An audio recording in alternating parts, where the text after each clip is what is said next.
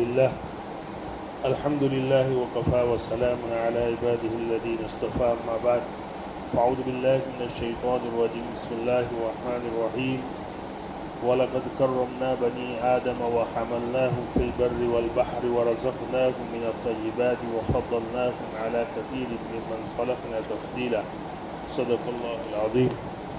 محترم دوستو، گزشتہ ہفتہ میں نے بتایا تھا کہ 3-4 صدیوں پہلے جو ایک نظریہ، جو ایک مورل فلسفی لوگوں کے سامنے پیش کیا گیا، اس کو لوگوں نے اتنا جلدی قبول کیسے کیا، اس کی کیا وجہ ہے؟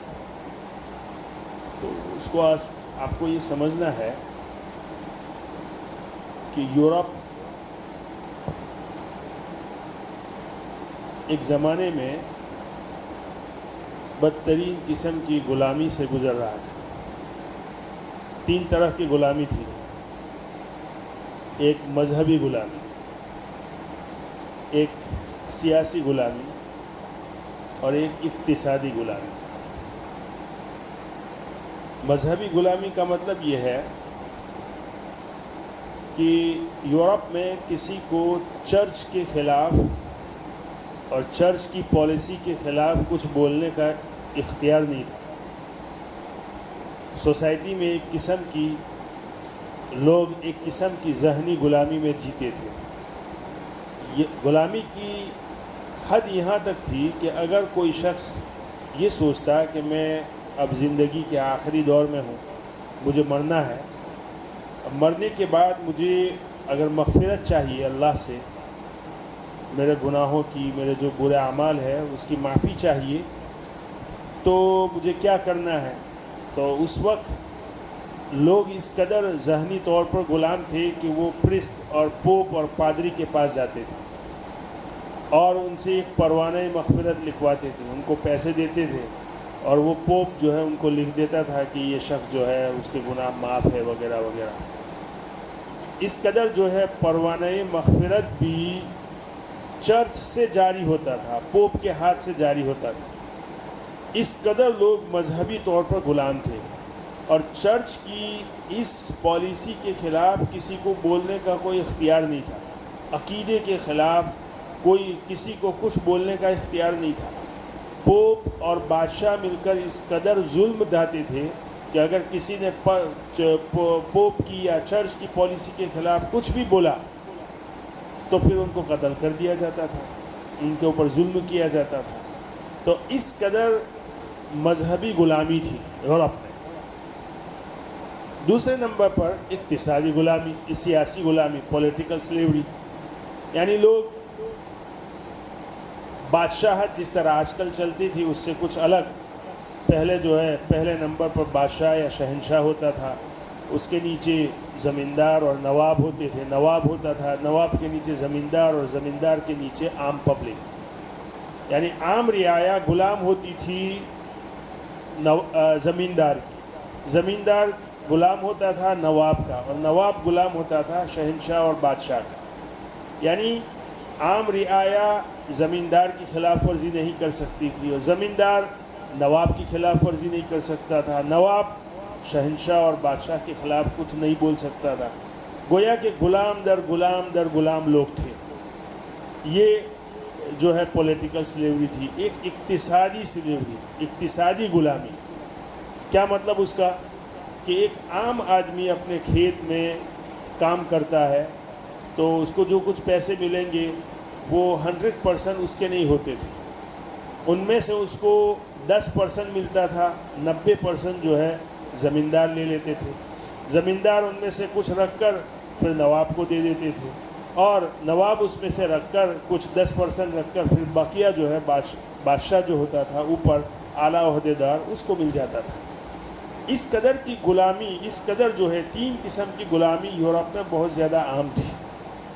چنانچہ 14ویں یا 16ویں صدی کے شروع میں جو یورپ کے کچھ 5 ادوار ہے، ان میں سے ایک تیسرا دور ہے جس کو اردو میں نشأت ثانیہ کہا جاتا ہے، اور انگلش میں اس کا نام ہے رینیسانس۔ اس دور میں تحریک چلی. کیا تحریک چلی؟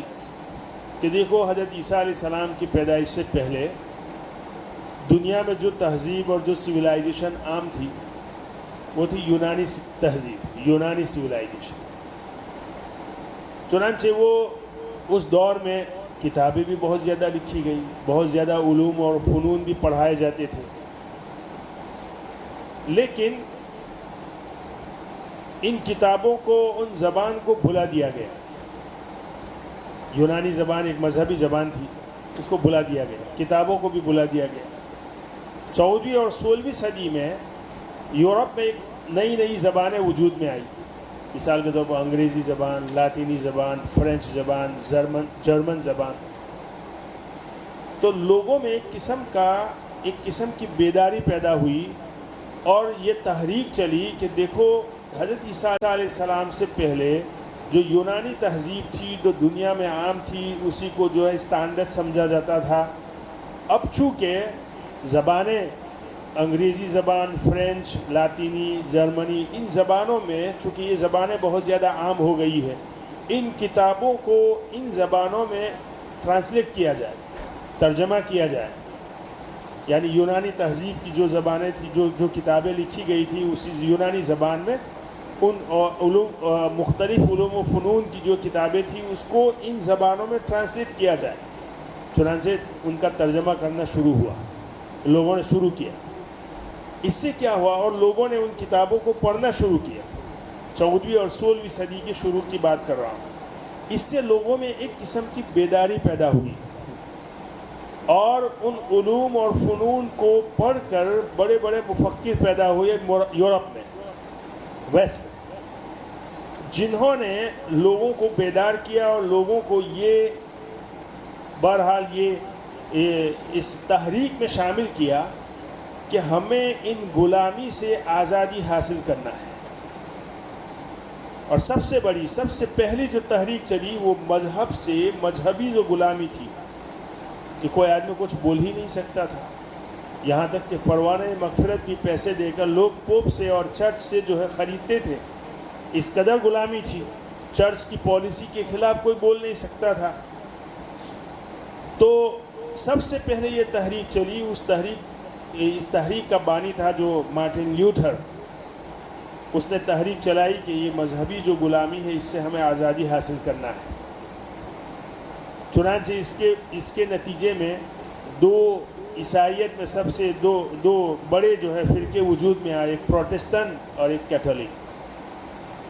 پروٹسٹنٹ جو فرقہ تھا وہ اسی مذہبی جو ہے آزادی کا حامل تھا، اور کیتھولک ابھی بھی وہ مذہبی اصولوں پر مضبوطی کے ساتھ جو ہے وہ قائم ہے، اور ان کے مقابلے میں پروٹسٹنٹ ہے.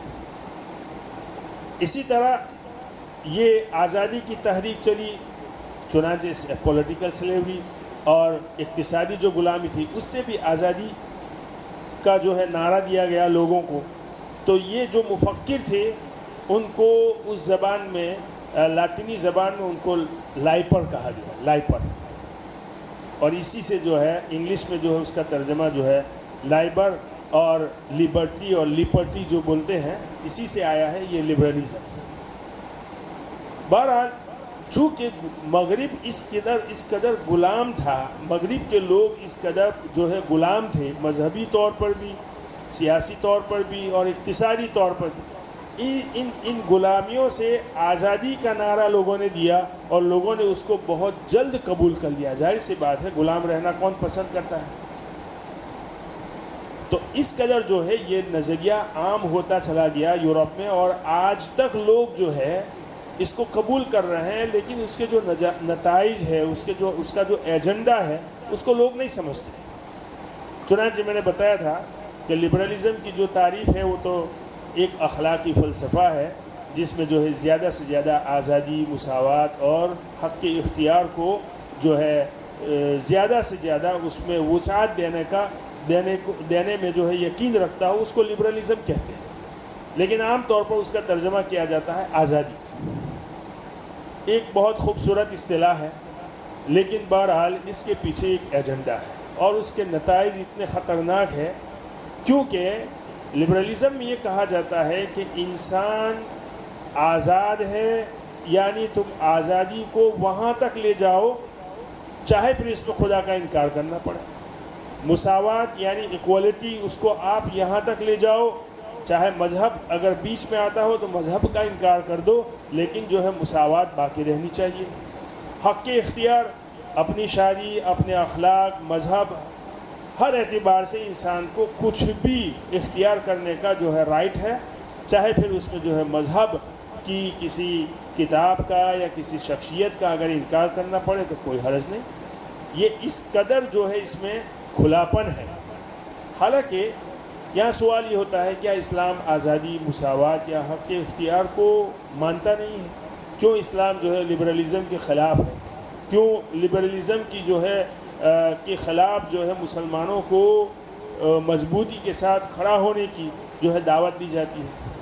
تو اس کو سمجھنا ہے۔ عام طور پر ہم نے بہت سے اسکالرز کو دیکھا ہے کہ وہ مغرب کے اس خوبصورت اصطلاح کو قبول کر لیتے ہیں اور یہ کہتے ہیں کہ نہیں، اسلام بھی آزادی کو پروموٹ کرتا ہے، اسلام بھی جو ہے مساوات کا قائل ہے، اسلام بھی جو ہے حق کے اختیار کا قائل ہے۔ حالانکہ ایسی بات نہیں ہے۔ دیکھیے، اسلام آزادی کو یقیناً آزادی کا مخالف نہیں ہے، لیکن یہ کہتے ہیں کہ آزادی کہاں تک؟ جہاں اللہ کے کسی حکم کی خلاف ورزی نہ ہو، کسی اخلاقی ضابطے کی خلاف ورزی نہ ہو، کسی سماج اور معاشرے میں اس آزادی سے نقصان نہ پہنچتا ہو، وہاں تک آزاد ہے انسان۔ اگر آزادی سے، آزادی اظہار رائے سے اگر کسی مذہبی شخصیت پر جو ہے کیچڑ اچھلتا ہو، کسی مقدسات کی جو ہے بے ادبی ہوتی ہو، تو پھر اسلام اس کو منع کرتا ہے۔ حالانکہ یورپ کا جو حق کے آزادی ہے، اس میں آپ دیکھ لیجئے دن بدن یورپ میں ایسے واقعات پیش آتے ہیں کہ کہیں جو ہے قرآن کو جلایا جاتا ہے، رسول اللہ صلی اللہ علیہ وسلم کے خلاف جو ہے زبان درازی کی جاتی ہے، ان کے خلاف جو ہے آرٹیکل لکھے جاتے ہیں۔ جب ان کو اس سلسلے میں کہا جاتا ہے، وہ کہتے ہیں کہ ہمارے یہاں آزادی رائے، گویا کہ ہر آدمی جو ہے آزاد ہے، وہ اپنے نظریات کی جو ہے تبلیغ کر سکتا ہے، اس کا اظہار کر سکتا ہے، ہر آدمی جو ہے آزاد ہے۔ اسلام یہ کہتا ہے کہ تم یقیناً انسان کو جو ہے آزادی ہے اپنے رائے کے اظہار کرنے کی، لیکن رائے کے اظہار کرنے کی آزادی ہے، لیکن اس میں جو ہے ایک باؤنڈری ہے۔ کیا ہے؟ قرآن کریم میں فرمایا وَلَا تَسُبُّوا الَّذِينَ يَدْعُونَ مِن دُونِ اللَّهِ فَيَسُبُّوا اللَّهَ عَدْوًا بِغَيْرِ علم، تم ان لوگوں کے معبود کو گالی مت دو، وَلَا تَسُبُّوا الَّذِينَ يَدْعُونَ مِن دُونِ اللَّهِ، جو اللہ کے علاوہ وہ لوگ جو اللہ کے علاوہ جن چیزوں کی پوجا کرتے ہیں، جس کی وہ عبادت کرتے ہیں، تم ان کو برا بھلا مت کہو۔ وہ لوگ لا علمی میں جو ہے تمہارے معبود کو برا بھلا کہیں گے۔ تو اسلام نے جو ہے آزادی کو اس سلسلے میں محدود کر دیا ہے۔ اسی طرح میں اس پر جو ہے تفصیل سے بات کروں گا۔ بہرحال میں جو بات آپ کو کہنا چاہتا ہوں کہ ہم جو ہے ہمارے دماغ میں یہ بات بٹھا لینی چاہیے کہ اسلام قطعاً کبھی بھی لبرلزم کا نہ حامی تھا اور حامی ہوگا۔ لبرلزم ایک نظریہ ہے، اس کے جو ہے نتائج ہے، اس کا ایک ایجنڈا ہے۔ اسلام جو ہے کبھی بھی اس کو نہ پروموٹ کرتا ہے نہ کرے گا، کیونکہ اسلام ایک الگ دین اور ایک الگ دستور ہے۔ بہرحال اس پر جو ہے ہم تفصیلی بات کریں گے انشاءاللہ۔ بہرحال میں جو سمجھانا چاہتا ہوں کہ یہ لبرلزم جو ہے ابھی اس دنیا میں اتنا زیادہ عام کیوں ہے۔ آپ لوگ یہ سوچیں گے کہ دیکھو یہ تو بڑے بڑے جو ہے ممالک ہے، ترقی یافتہ ممالک ہے، امریکہ ہے، کینیڈا ہے، انگلینڈ ہے، فرانس ہے، وہاں کے لوگوں کی، وہاں کے ماحول کی یہ باتیں ہیں۔ یہاں ہم لوگ جو ہے سیدھے سادی سوسائٹی میں ہم لوگ رہتے ہیں، اس کی کیا ضرورت ہے کہ اس کو ہم پڑھیں یا اس کو ہم سمجھیں؟ نہیں، یہ بات غلط ہے میرے دوستو۔ دیکھیے، جو لوگ جن چیزوں کو آپ بڑے بڑے ممالک میں، ترقی یافتہ ممالک میں آج دیکھ رہے ہیں، بہت جلد 5-10 سالوں میں آپ اپنی گلیوں میں اس کو دیکھیں گے، کیونکہ کمیونیکیشن کے وسائل جو ہے بہت زیادہ بڑھ گئے ہیں۔ اور آج بھی بہت سے لوگ یہ کہتے ہیں کہ میں جو ہے میں آزاد مسلمان ہوں. بہت سے لوگوں کو آپ یہ کہتے ہوئے سنیں گے کہ میں آزاد مسلمان ہوں, میں ملاؤں کی طرح نہیں ہوں, مولوی ملاؤں کی طرح جو ہے نہیں ہوں, میں آزاد مسلمان ہوں. یہ سمجھیے, اگرچہ وہ اپنے آپ کو لبرل نہیں کہتا لیکن یہ لبرلزم سے بہت زیادہ متاثر ہے, یہ سمجھیے آپ. تو اس کو سمجھنا باریکی سے بہت ضروری ہے, کیونکہ ہم میں اکثر لوگ ایسے ہیں. آپ یہ کہیں گے کہ دیکھو ہم نے کبھی نہیں دیکھا کہ کوئی مسلمان جو ہے مرتد ہو گیا ہو, یعنی فکری طور پر عقیدے کے اعتبار سے کوئی مرتد ہو گیا ہو ہماری مسلم سوسائٹی میں, ایسا ہم نے نہیں دیکھا. تو یہ جو بات کہی جاتی ہے کہ اس سے جو ہے ارتداد پھیلتا ہے, غلط بات ہے. دیکھیے واقعتاً یہ بات ہے کہ بھائی ارتداد آدمی عقیدے کے اعتبار سے مرتد ہو جائے اس کی شرح بہت کم ہے, لیکن جو فکری ارتداد ہے وہ بہت زیادہ ہے. یعنی آدمی ہر اعتبار سے اسلام کے بارے میں شک و شبہات کے اندر مبتلا ہے. چونکہ آج جو لوگ اسکول میں پڑھتے ہیں وہاں تعلیمی جو نصاب ہے اس میں پڑھایا جاتا ہے, پولیٹیکل سائنس کے اندر یہ بات پڑھائی جاتی ہے کہ جو ہے اسلام کا ریاست سے کوئی تعلق نہیں ہے. کیونکہ ریاست جو ہوتی ہے, جو ملک ہوتا ہے, ملک کی جو قوانین ہوتے ہیں وہ ایسے ہونے چاہیے جس میں ہر آدمی کو ایکول رائٹ ملنا چاہیے, چاہے پھر وہ مسلمان ہو, یہودی ہو, عیسائی ہو, کالا ہو, گورا ہو, کوئی کسی بھی ناتی ذاتی سے وہ تعلق رکھتا ہو, اس کو جو ہے یکساں حق ملنا چاہیے. جبکہ اسلامی حکومت جہاں ہو, اسلامی ریاست جہاں ہو, وہاں پہ صرف مسلمانوں کے حقوق کی جو ہے پاسداری کی جاتی ہے, اور مسلمانوں کو جو رائٹ ملتے ہیں, جو حقوق ملتے ہیں, وہ غیر مسلموں کو نہیں ملتے. حتیٰ کہ غیر مسلموں کو اپنی تحفظ کے لیے, اپنی حفاظت کے لیے, اپنی سیکیورٹی کے لیے گورنمنٹ کو جو ہے ٹیکس دینا پڑتا ہے, جس کو ہم لوگ جزیہ کہتے ہیں. اور یہ نظریہ, اور اسی طرح اسلام میں جو ہے ارتداد کی جو سزا ہے قتل, کہ اگر آدمی اسلام سے ہٹ گیا تو اس کی سزا قتل ہے. تو اس پر جو ہے سب سے زیادہ واولہ مچایا جاتا ہے.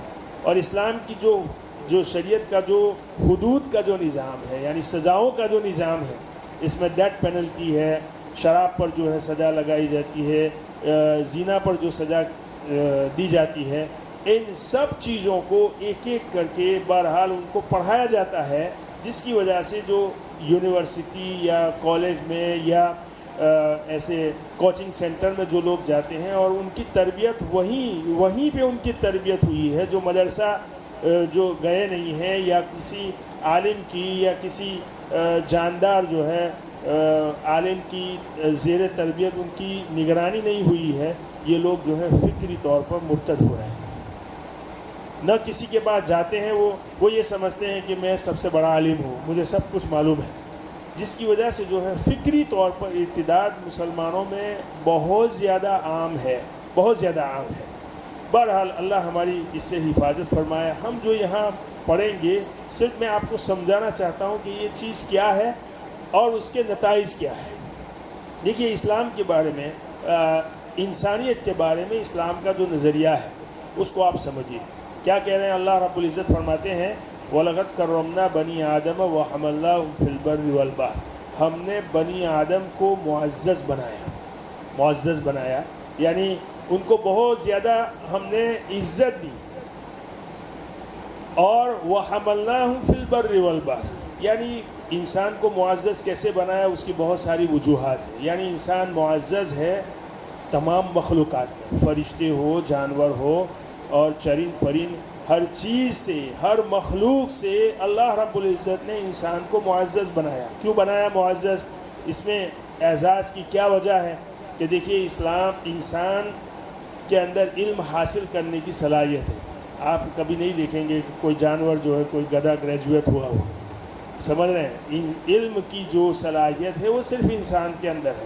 اسی طرح انسان کے اندر اللہ رب العزت نے یہ صلاحیت رکھی ہے کہ یہ کائنات کی چیزوں کو مسخر کر کے اس سے فائدہ حاصل کرتا ہے. چنانچہ اللہ رب العزت نے فرمایا وَحَمَلْنَاهُمْ فِي الْبَرِّ وَالْبَحْرِ, کہ ہم نے ان کو, انسان کو, بنی آدم کو اٹھایا بر اور بحر, یعنی خشکی میں اور سمندر میں. یعنی انسان کو اللہ رب العزت نے یہ وسائل دیے کہ وہ خشکی پر بھی سفر کرتا ہے، اس کے بھی وسائل دیے، مثال کے طور پر جانوروں کے ذریعے سفر کرتا ہے، کار کے ذریعے، گاڑیوں کے ذریعے، ہوائی جہاز کے ذریعے، اسی طرح سمندروں میں چنانچہ پانی کے جہاز کے ذریعے، کشتیوں کے ذریعے سمندر میں وہ سفر کرتا ہے۔ یہ خصوصیت صرف انسان کی ہے، جانور کو یہ خصوصیت نہیں ہے۔ تو اللہ رب العزت نے انسان کو ایک مقام دیا ہے، اس مقام سے گرانے والا جو بھی نظام ہو، جو بھی سسٹم ہو، اس کو جو ہے مسترد کر دینا چاہیے۔ چنانچہ آپ دیکھیے لبرلزم جو ایک نظام ہے، اس کو اختیار کر کے انسان اپنے مقام سے گر کر جانور کے مقام سے بھی گر جاتا ہے۔ کیسے؟ میں آپ کو چند مثالیں دیتا ہوں۔ مثال کے طور پر جانور کے بارے میں یہ حقیقت ہے کہ ایک جانور دوسرے جانور کو مارتا ہے صرف دو وجہ سے۔ یا تو اس کو بھوک لگی ہوگی تو بھوک کی وجہ سے دوسرے جانور کا وہ شکار کرتا ہے، اس کو مار دیتا ہے، یا ایک وجہ یہ بھوک کی وجہ سے۔ دوسری وجہ یہ کہ وہ شاید کسی دوسرے جانور سے خوف زدہ ہے۔ ایک جانور نے دوسرے جانور کو دیکھا اور اس کو یہ خوف پیدا ہوا کہ شاید یہ مجھے مار دے گا، تو اس کو اس خوف کی وجہ سے وہ اس کو مار دیتا ہے۔ دو وجہ سے، یا تو بھوک کی وجہ سے یا خوف کی وجہ سے۔ انسان دیکھیے، انسان ایک دوسرے انسان کو مارتا ہے کس وجہ سے؟ رسول اللہ صلی اللہ علیہ وسلم نے ایک حدیث میں فرمایا کہ ایک زمانہ ایسا آئے گا کہ ایک قاتل دوسرے آدمی کو مارے گا، قاتل کو یہ نہیں پتہ ہوگا کہ میں نے کیوں مارا، اور مقتول کو، جس کو مارا گیا، اس کو بھی پتہ نہیں ہوگا کہ میں کیوں مارا گیا۔ یہ انسانیت کے بارے میں، انسان کے بارے میں آپ صلی اللہ علیہ وسلم نے پیشین گوئی فرمائی۔ آج کل بہت سے لوگ، اگر ایک آدمی کو دوسرے آدمی سے دشمنی ہے، وہ اس کو مارنا چاہتا ہے لیکن وہ خود مار نہیں سکتا، تو کیا کرتا ہے؟ کرائے کا قاتل خریدتا ہے۔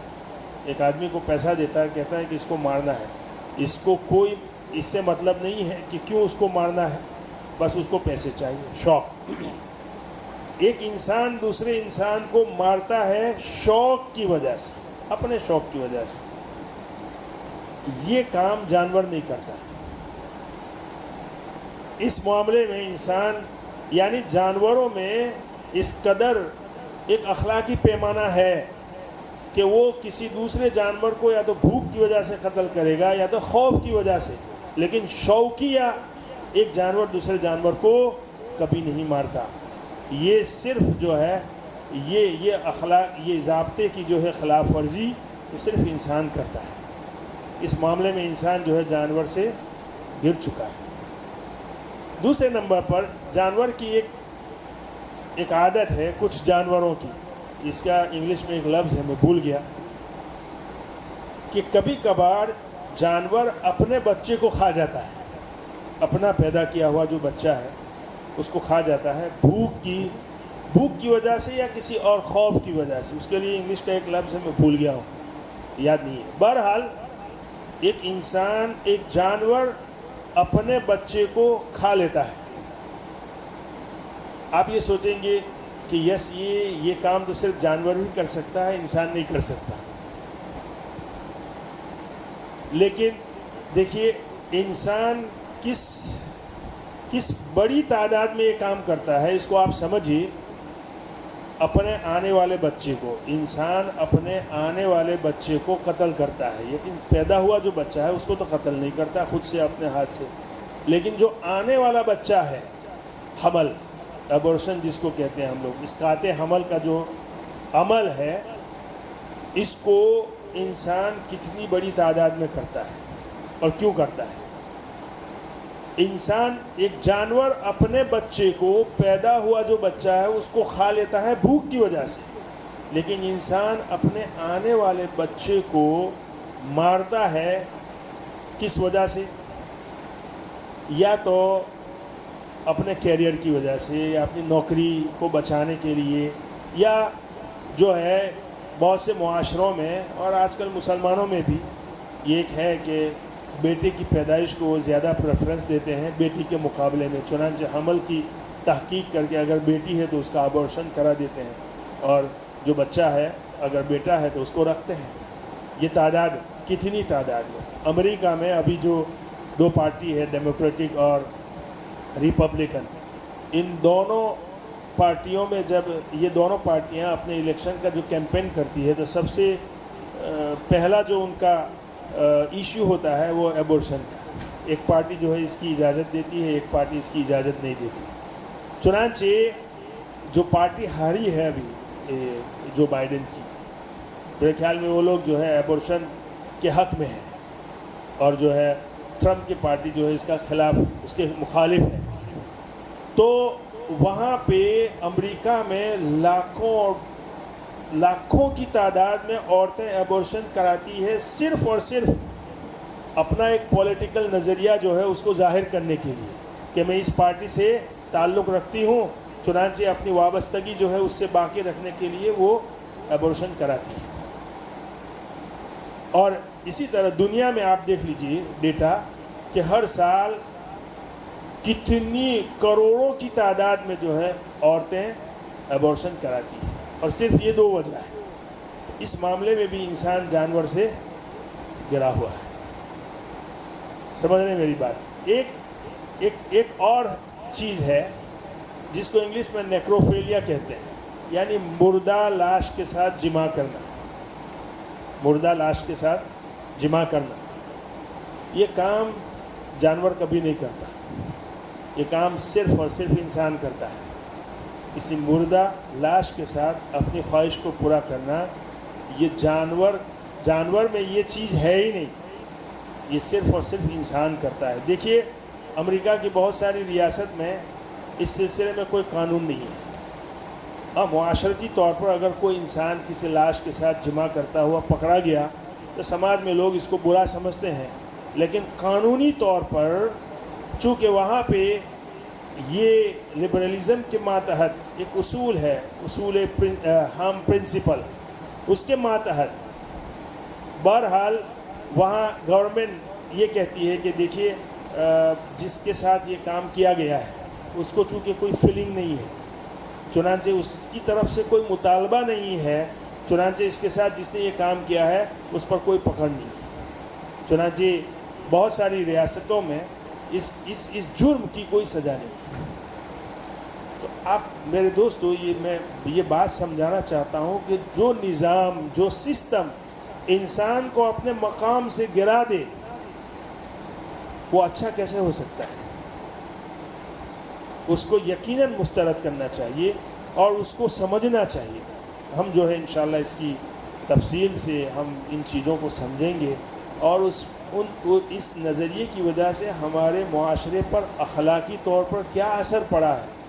ہمارے لوگ فکری طور پر تو بہرحال مرتد ہو ہی رہے ہیں، لیکن اخلاقی طور پر، سماجی طور پر ہمارا معاشرہ کہاں جا گرا ہے، اس پر بھی انشاءاللہ ہم بات کریں گے۔ اللہ تعالی ہمیں عمل کی توفیق عطا فرمائے اور صحیح سمجھ عطا فرمائے۔ وآخر دعوانا الحمدللہ رب العالمین۔